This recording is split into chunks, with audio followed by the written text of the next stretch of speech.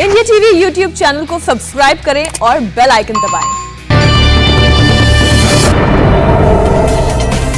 UP में चुनाव से पहले 15 जुलाई को प्रधानमंत्री मोदी कर सकते हैं वाराणसी का दौरा। काशी विश्वनाथ मंदिर में कर सकते हैं दर्शन। प्रधानमंत्री के प्रस्तावित दौरे से पहले यूपी के मुख्य सचिव और डीजीपी ने सुरक्षा हालात का जायजा लिया। वाराणसी के लोगों को पीएम मोदी दे सकते हैं विकास की नई सौगात। प्रधानमंत्री के प्रस्तावित दौरे से पहले वाराणसी में सुरक्षा के कड़े इंतजाम। कल से वाराणसी में तैनात होंगे एसपीजी कमांडोज। ब्लॉक प्रमुख चुनाव के बाद अखिलेश यादव ने बीजेपी पर हमला बोला। कहा, भारतीय जनता पार्टी ने चुनाव में गुंडागर्दी की। ब्लॉक चुनाव में हुई हिंसा पर सपा अध्यक्ष अखिलेश यादव ने यूपी के सीएम योगी आदित्यनाथ पर निशाना साधा। कहा, वो योगी नहीं है, योगी होते तो जनता इतनी परेशान नहीं होती।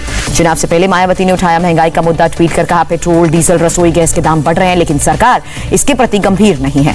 मायावती ने केंद्र और राज्य सरकारों को सुझाव दिया। कहा, महंगाई से पूरी शक्ति से सरकार लड़े, देश को निराशा से विकास की पटरी पर लाने की बात भी कही। आगरा के पूर्व विधायक डॉक्टर धर्मपाल सिंह हुए समाजवादी पार्टी में शामिल। 2019 में बसपा से इस्तीफा दिया था। अखिलेश यादव ने कहा, जमीन से जुड़े नेता हैं धर्मपाल सिंह, आगरा में पार्टी मजबूत होगी। इसी हफ्ते 4 दिन के दौरे पर यूपी जाएंगी प्रियंका। पार्टी कार्यकर्ताओं और फ्रंट ऑर्गेनाइजेशन के अध्यक्षों से मुलाकात भी करेगी। राज्य में पार्टी कार्यकर्ताओं से मिलेंगी प्रियंका। कार्यकर्ताओं से फीडबैक के लेकर रणनीति भी बनाएंगी। चुनाव से पहले योगी फिर शुरू करेंगे जनता दर्शन। 12 जुलाई सुबह 9 बजे से अपने घर पर सुनेंगे जनता की समस्याएं। मुरादाबाद को मिली चुनावी सौगात। उप मुख्यमंत्री केशव प्रसाद मौर्य ने 602.46 करोड़ के 363 विकास कार्यों का लोकार्पण किया। यूपी के डिप्टी सीएम केशव प्रसाद मौर्य ने मुरादाबाद से पार्टी पदाधिकारियों से भी मुलाकात की। चुनाव से पहले तैयारियों का जायजा लिया।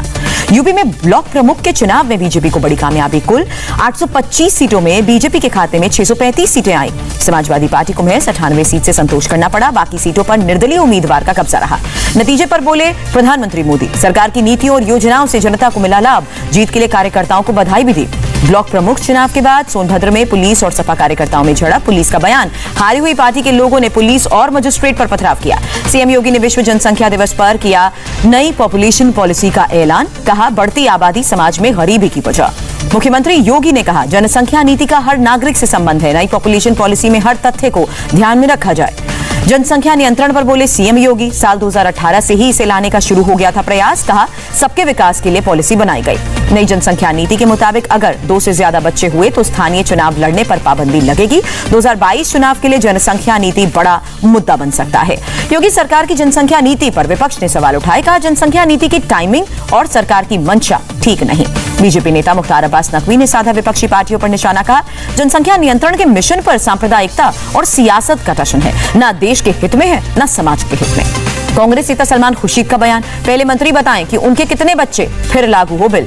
पॉपुलेशन बिल पर बोले यूपी के स्वास्थ्य मंत्री जेपी सिंह। कहा, जनसंख्या कंट्रोल करना जरूरी। बिल अभी पारित हुआ तो राज्य में 2052 में स्थिति सामान्य होगी। उत्तराखंड में चुनाव से पहले देहरादून पहुंचे अरविंद केजरीवाल। बीजेपी और कांग्रेस पर निशाना साधा। कहा, दोनों पार्टियों ने साल 2000 के बाद राज्य को लूटा है। उत्तराखंड में सीएम बदलने पर केजरीवाल ने चुटकी ली। कहा, बीजेपी के पास नहीं है कोई नेता, पार्टी को सिर्फ सत्ता से मतलब है। चुनाव से पहले देहरादून में अरविंद केजरीवाल ने लुभावने वादे किए। कहा, उत्तराखंड में बनाएंगे अच्छे स्कूल, बिजली, पानी पर भी काम करेंगे।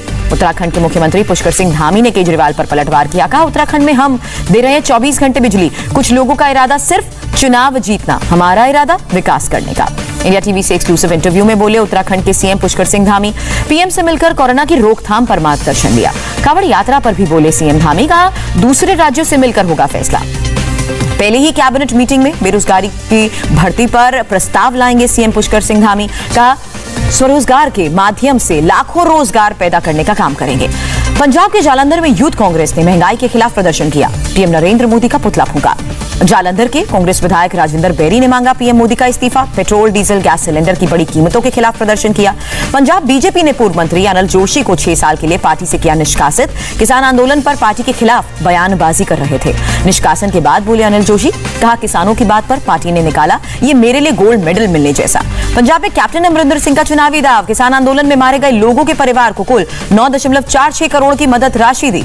अकाली दल के अध्यक्ष का कैप्टन अमरिंदर सिंह पर हमला। ट्वीट कर कहा, अमरिंदर सिंह की खराब नीतियों की वजह से राज्य में डॉक्टर्स कर रहे हैं प्रोटेस्ट। पंजाब में 3 दिन की हड़ताल पर है सरकारी डॉक्टर। सुखबीर सिंह बादल ने केजरीवाल पर हमला बोला। कहा, केजरीवाल का पंजाब में बिजली संकट बढ़ाने का प्लान हुआ फेल। सुप्रीम कोर्ट ने पंजाब में पावर प्लांट बंद करने की याचिका खारिज की। नमस्ते, मैं हूं मीनाक्षी जोशी। वीडियो और खबरों से अपडेट रहने के लिए India TV YouTube channel subscribe करें, बेल आइकन दबाना ना भूलें। जुड़े रहें इंडिया टीवी के साथ।